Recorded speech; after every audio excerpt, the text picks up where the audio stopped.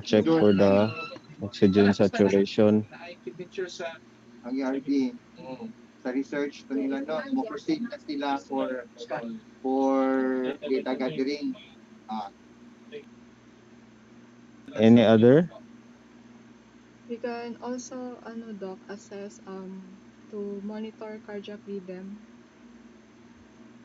So check the cardiac, uh, evaluate, quickly evaluate the cardiovascular system since the chief complaint is dyspnea. Although the patient is a non-asthmatic, this might be another attributable cause aside from the dyspnea contributed by the patient's bronchial asthma. So as the companion, vital information regarding atopy, food and drug allergies, or possible triggers of an asthma. So if you can elicit triggers for an asthma attack, so probably this would be a very compelling information or detail that this is a bronchial asthma exacerbation.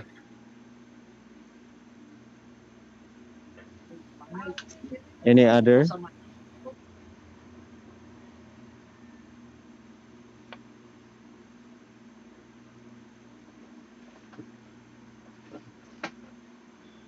Assess airway patency doc and listen to the lungs.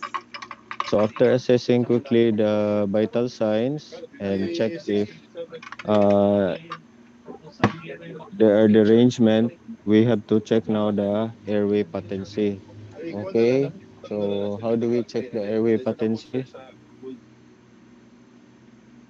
Since we are entertaining asthma, we need to auscultate immediately. So if there are absent breath sounds, probably there is no air entry. Probably there is the presence of severe bronchoconstriction. If you hear, uh, if you can appreciate air entry, then you can appreciate wheezing.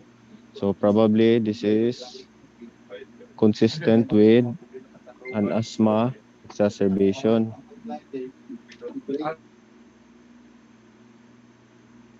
Any other answers?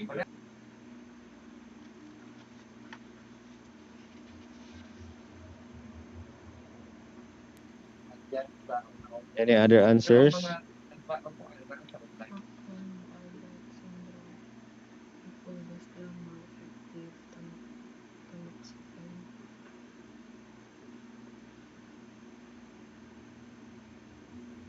Tactile parameters testing, doc.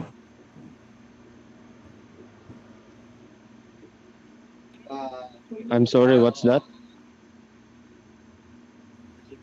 I Doc, cannot can you hear me, hear. doc? Hello. Okay, now I can hear you. What's Uh, the I said tactile parameters testing, doc.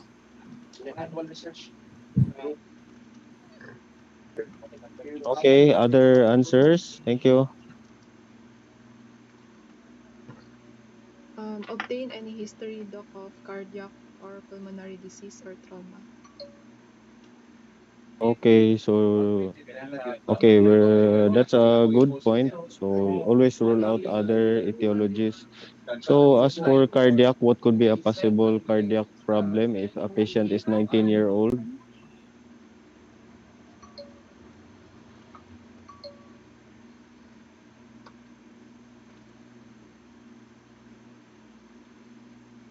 Common in this age group, 19-year-old, would be Mitral congenital valve heart. polyps, doc.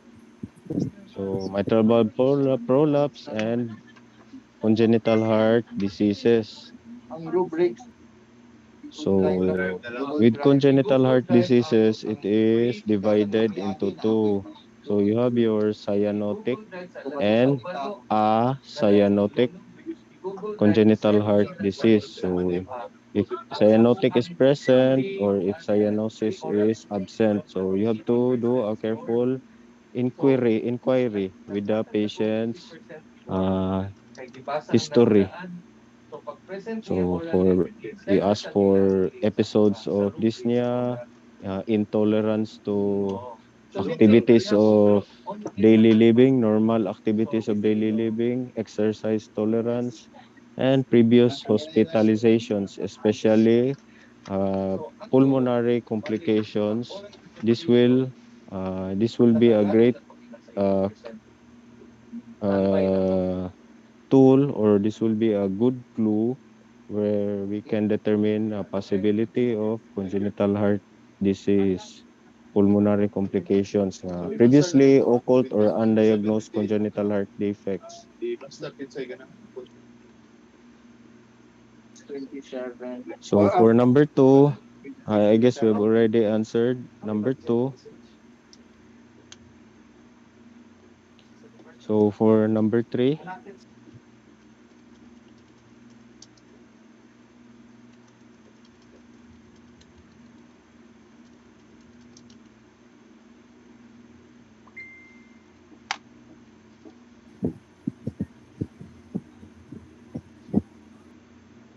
Is this with auscultation, doc? Checking the peripheries for cyanosis. okay.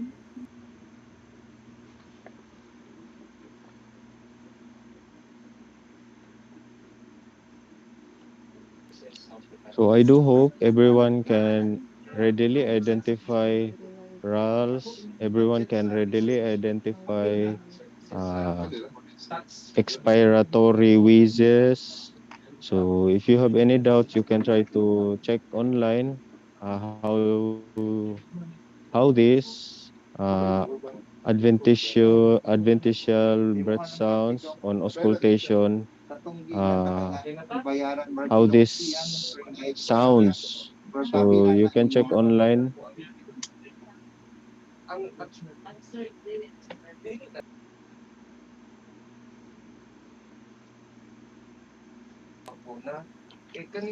So do not forget the systematic physical examination of the cardiovascular system and the respiratory system. So this systematic, sit the patient upright, inspect the anterior thorax, inspect the posterior thorax, palpate accordingly, check for chest lagging, check for symmetry or any abnormalities that can contribute to uh, dyspnea of the patient. Then do auscultation accordingly and do uh, percussion accordingly. So with severe asthma exacerbation, the airway is really severely compromised. You cannot easily hear uh, breath sounds. So please be aware that there are emergency drugs that we can administer to quickly reverse this uh, problem. So number four, proceed.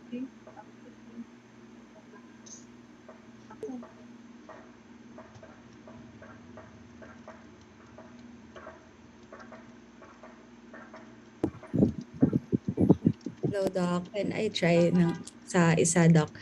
Can we rule in, Doc, community acquired pneumonia or pneumonia lang, Doc, because of the dyspnea of the patient? Because in pneumonia, the lungs are also obstructed, Doc. So in pneumonia, the lungs is not obstructed. There is consolidation of Consolidation. the, yes, of the Right. alveoli, Alveoli, yes. resulting to impaired gas exchange. With asthma, impaired gas flow or impaired airflow because of kuan siya kanang bronchoconstriction. So asthma per se more tends to lean towards impairment of gas flow or impairment of air through the uh, bronchus, primary bronchus, the secondary bronchus, and the tertiary bronchus. So bronchoconstriction. So pneumonia is different sa lung. It is usually limited to the lung parenchyma and the pleura for pneumonia. So more on consolidation. But ultimately, they have impaired gas exchange as well. But the route to impairment of the gas exchange is different. So more on the airways for asthma, reversible, hyperreactive airways for pneumonia, alveoli, collapse alveoli, there is pooling with the pooled alveoli with exudates from red hepatization. Okay, any other differential? Viral infection, Doc. I'm sorry, what's that? Viral infection. Okay, what type of viral infection?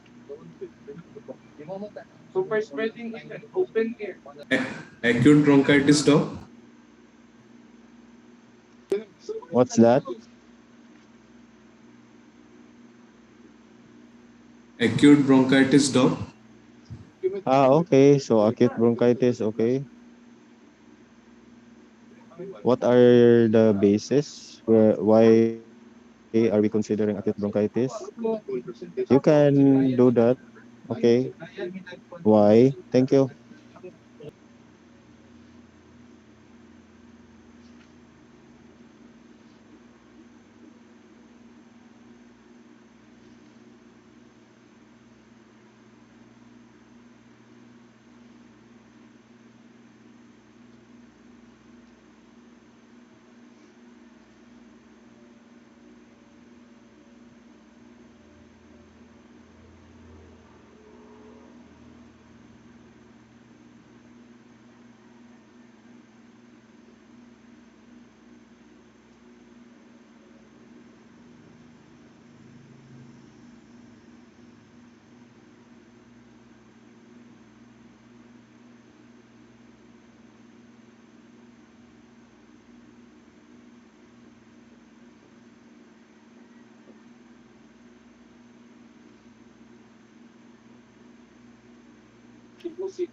So any information why this is acute bronchitis?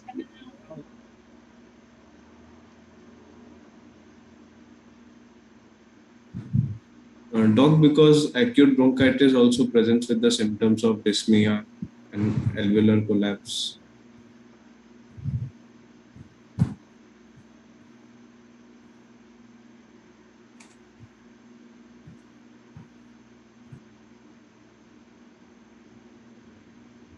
Okay, one more differential diagnosis.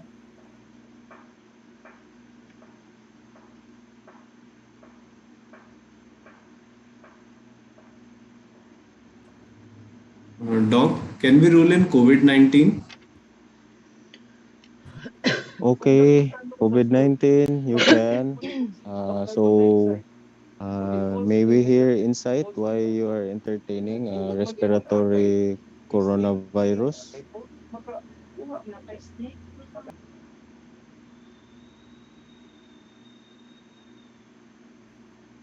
Because, Doc, these days the major cause of dyspnea is COVID-19 only. That's why.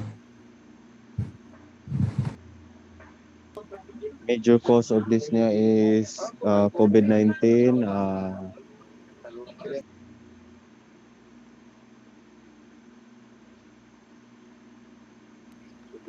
Um, I'm sorry, I don't agree. Major cause of dyspnea is COVID-19. So usually onset of COVID-19 respiratory coronavirus starts with flu-like symptoms.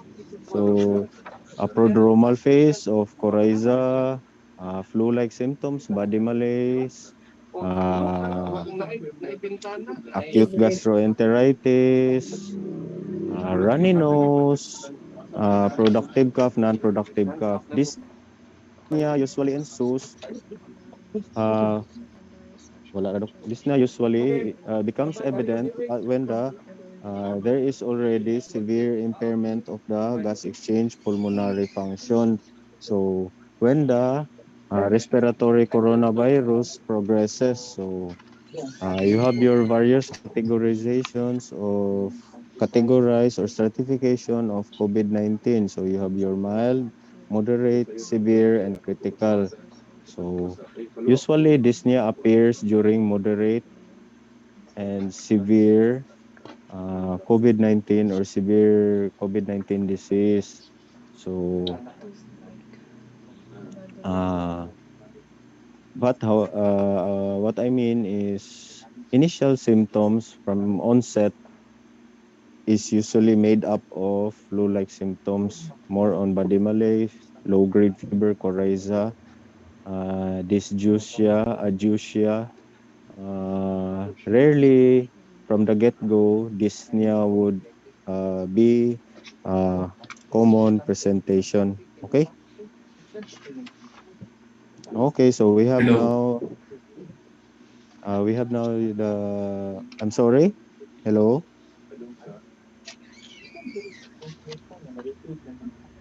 So we have now three differential diagnoses. So what would be our primary working impression then? So we are very confident now that this is a probable strong uh, evidence for an asthma exacerbation. Now, for us to classify the asthma, please utilize the guidelines that was extensively discussed. The Global Initiative for the Management of Asthma, the GINA guidelines.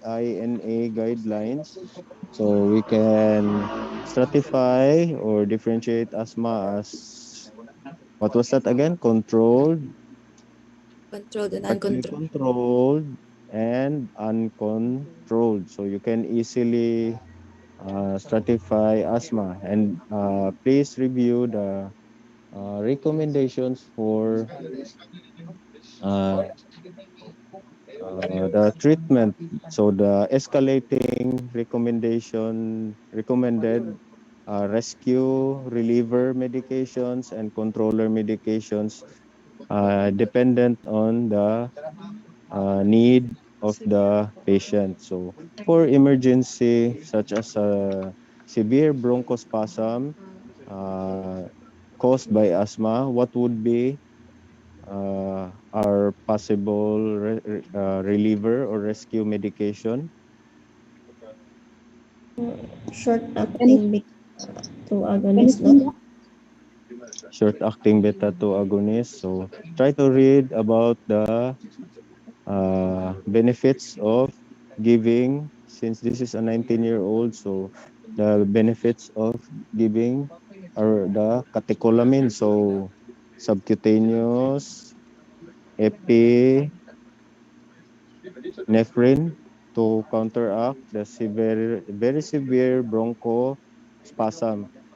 Since if we will try to administer inhaled short-acting beta-2 agonist, there is severe bronchospasm, so the patient cannot uh, possibly or physically be treated with vaporized or nebulized beta-2 short-acting beta-2 agonist. Since there is severe bronchospasm, there is airway obstruction. So that is the time that this would be a good indication to utilize catecholamines. Okay? Just in case there is no catecholamine, what would be the next best thing?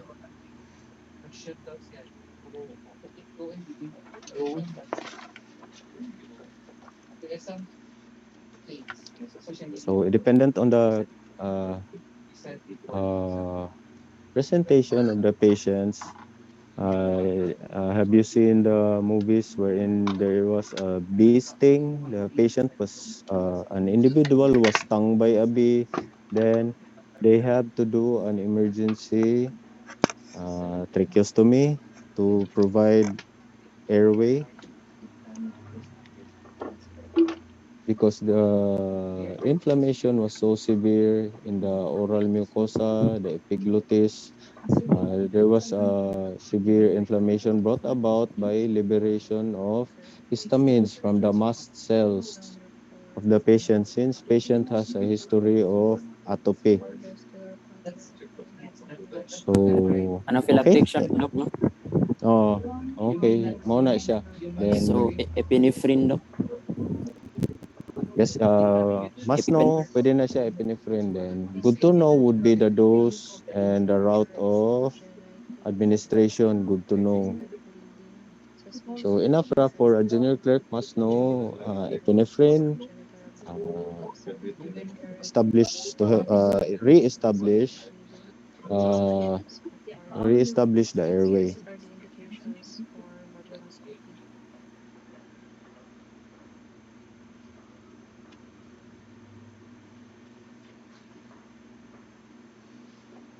Rectal exhaustion, tract bleeding, suspension of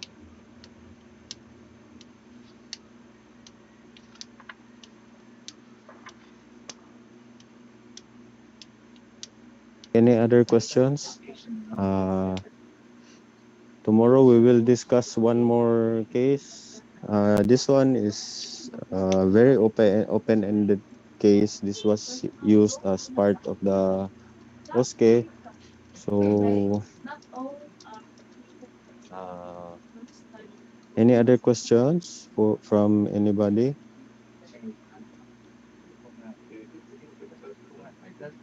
So, if there are none, can we have a shortened meeting for today since there's quite a lot of people here in the office, then the ambient noise is interfering with our activity. So can we cut this, do this a quick one today, then we will do one more case tomorrow.